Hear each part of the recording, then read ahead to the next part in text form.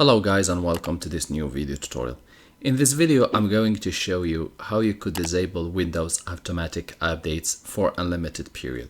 So you might have realized that when you go to settings and you try to disable the updates, you have only an option of 7 days.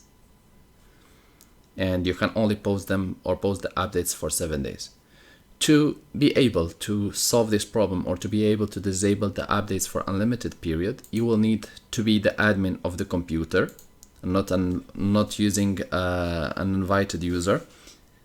And you need to type services. We will open the services. We will look for Windows updates or Windows update. We have it here. We are going to click with the right button of the mouse. We will select disabled from startup type, and as its service status is showing running, we will just click stop. Next we will click apply, and then we'll click OK. As you can see, in the status it doesn't show it's running, and in the startup type it shows it's disabled.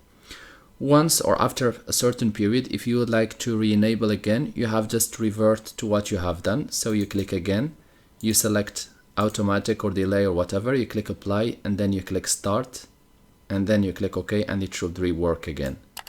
But don't be worried, the updates will not occur until you start them again. Thank you guys for watching, and talk to you soon in a new video tutorial.